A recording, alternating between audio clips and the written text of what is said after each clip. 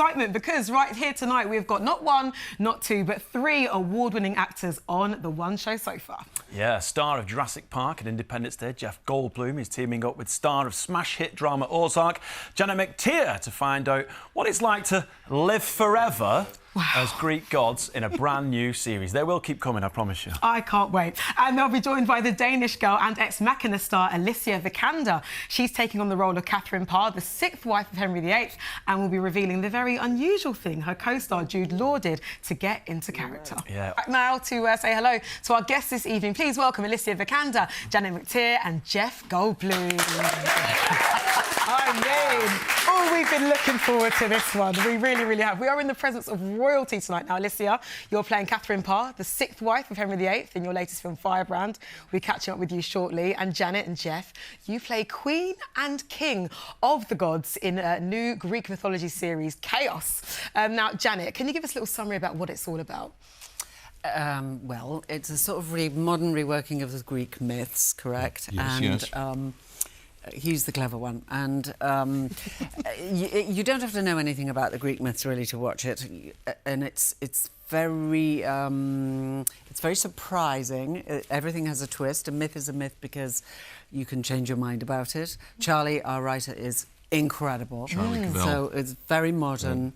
And very Greek, all at the same time. Yeah, it takes place in the modern world. It's some of those Greek characters that you know from the myths, but it's in the modern world. I wear tracksuits, and it's about... And very fetching tennis outfit. Oh, yeah, thank you. We're going to get into that later. Well, she's statuesque in her that queenly Jeff wears, affairs. he makes fetching. He does, he does fetching very well. Yeah. Well, I don't know about that. But I'm a kind of a Zeus. This particular Zeus is a kind of a narcissistic, megalomaniacal, abuser of power, and members of his excellent family and some diverse, powerful, energized, excited earthlings unite to possibly turn the page on this bad regime. What do you think of that? Well, we're sold. Sold. And it's very good fun.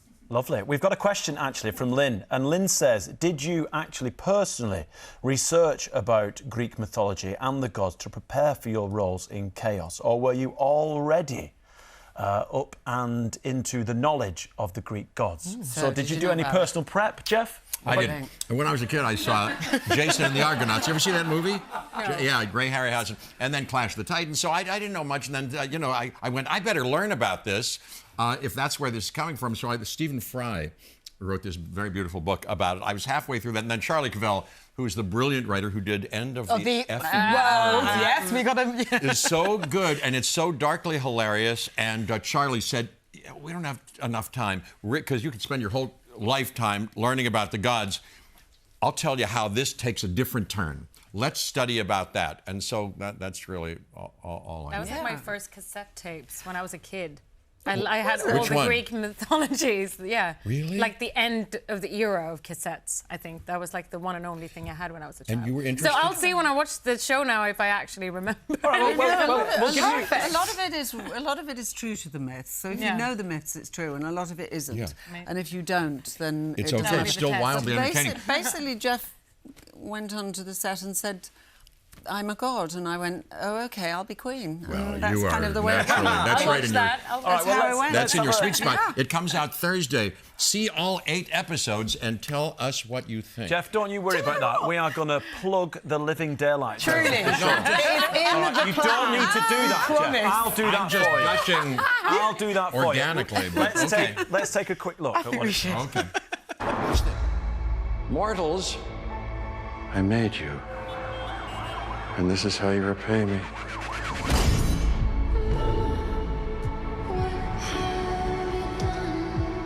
Really, we're meant to be together. Today you will. Well, what? Leave him. We need to make destruction really sing. Bad. Some humans are nice. They don't matter. I defy the gods. You're where you belong, down in the dark! Excellent. Excellent. Now, Janet, I have to ask, is it right that you used to sing show tunes to Jeff whilst you're on set? Are we talking Chicago, Oklahoma? What's the range? We had many. He's incredible. We did have a piano on our set, and sometimes, as you know, he's an amazing pianist. And he would just sort of tinkle off, and everything would stop, and everyone would be like... I don't know about that, but he's a great singer. Yes, they did. And then it's not that he would get distracted. People would say, oh, he got distracted. He didn't.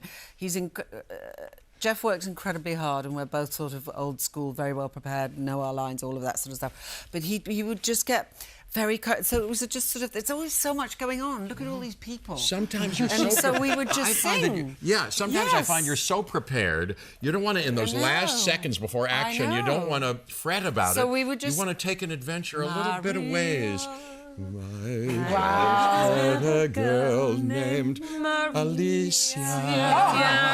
And that does something to you. And then action. And what do you think? You'd ever do that? Zeus, why would you say that? You see? I mean, can I just say, can we get the popcorn and we'll just watch Truly, this? this is one of my most favourite days of work in 2024. Yeah. We've got the One Show meets West Side Story, meets Firebrand, meets Six.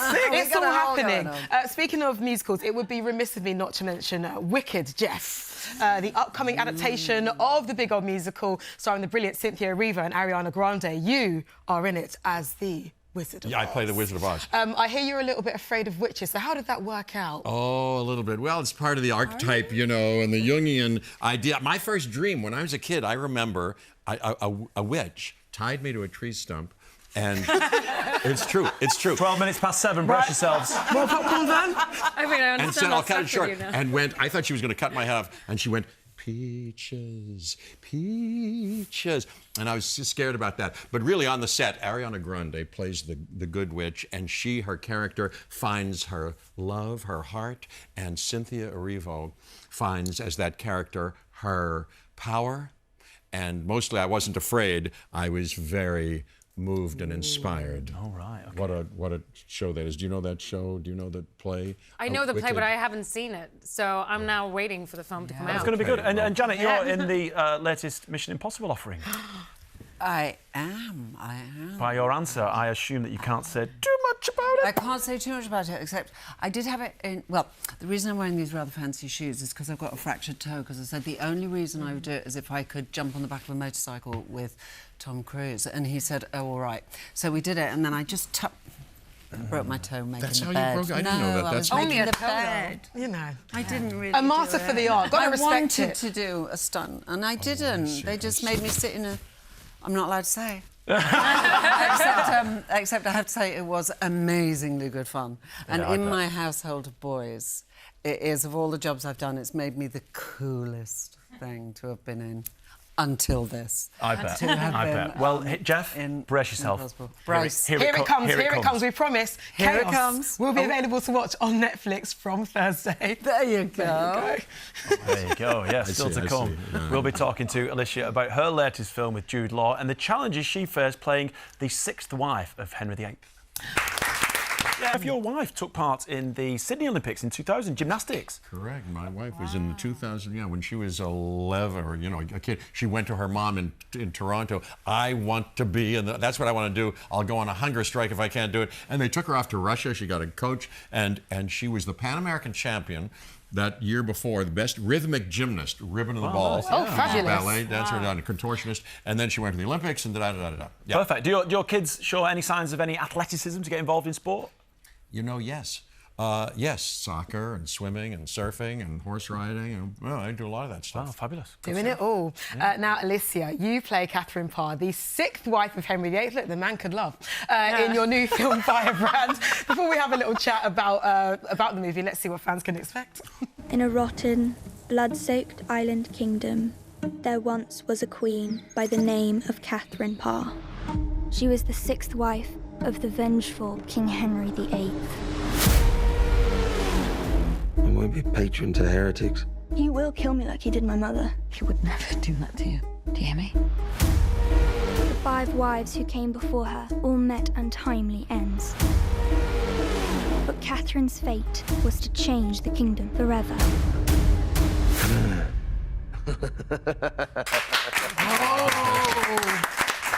Jude looking very sinister. You know, now Jude Law plays Henry VIII, and his history has painted him as a bit of a tyrant. But again, there was a softer side of him. We do see that other side of him in the film, don't we? Yeah, I mean, I think, you know, Jude is incredible in the film, and it was a pretty remarkable thing to see him, you know, in the whole gear, walking in on set for the first time. But yes, I mean, he definitely brings humanity to this beast, this film. Yeah. And as an actor, you did a lot of research into Catherine Parr. What did you find out that was really interesting? I mean, we did, I mean, it was so much, obviously, history books. We had some, like, Tudor experts who came on set who had been living up to 6 months as Tudors, showed us the real life then. But I think for me, one of the biggest treasures was that I got to actually read some of her own words. She was, I was embarrassed when I read the script. She was the first ever woman in British history to be published in her own name. And I thought, out of all the things that people read about this, that, like, no one that I have asked, no one knows this. And so to be able to read, you know, text that a woman 500 years ago actually wrote and, like, connect with her that way, to me, that was pretty extraordinary. That must have been quite emotional as well. Yeah, and I think, you know, it was nice because, I mean, a lot of the thing that we know about her, because she was pretty extraordinary. She was, you know, a mother figure to these children. Elizabeth, that wasn't her own. She was a great Christian. She, you know, kind of against the king. She managed to publish these thoughts that were quite controversial at the time. But then when you read her words, you know, in the same way that Jude kind of wanted to humanize the beast, I felt like that's when I also saw a flavor of her. You know, she did like to spend a lot of, you know, the money on, like, nice fabrics and talk about the petty people and about her, you know, connection to God. And yeah, I don't know. And suddenly there was a human being there that I thought was, you know, that gave me a lot of inspiration. And Jude really wanted to get into character as Henry. He wanted us all, to experience. Because wasn't there a special perfume that he had made? Yeah, I mean, I thought it was pretty incredible. He has this perfume lady in London who kind of creates scents for all of his characters, and even gave me one. Mine was pretty nice, lavender. But then he had recreated. Henry VIII for the past 10 years had a big open ulcer, a leg wound that was just, you know, rotting and had pus, and it was, like, you know, infected. And he had this, like, I mean, this box was so feared on set. And, like, our director Kareem just loved kind of running out as soon as there was a time for a scene where this leg was going to be out, and he just, like, opened the bottles and just, like, sprayed down the room. What was it? And it was, I mean, it was, I've never really seen when smells actually physically affect people. So people start to gag. And then it's like we start doing the scene, and, you know, you can sense the camera operator being there, and suddenly it's just a big wobble, and then just the camera is down. So poor guy had been, like, trying. He's like, oh, it's a, you know, they're giving them all these actors, and I can't mess up. And then, like, he just fell on the floor. What was the smell? All the things I've said, just pus mixed with, like, infections. I don't know what, blood. I mean, it was just, it was absolutely just rotten stuff. Yeah. And it stuff makes that you can't buy in duty free. No.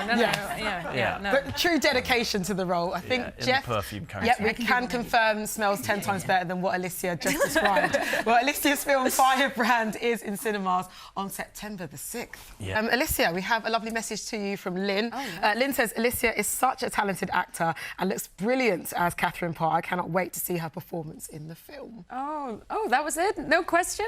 She just wanted to let you know that she thinks that you are fantastic. We like compliments. Lynn, might be my sister. Here. Yeah, Jonathan has messaged in and says, what an amazing coach this evening. All three talented actors. There you go.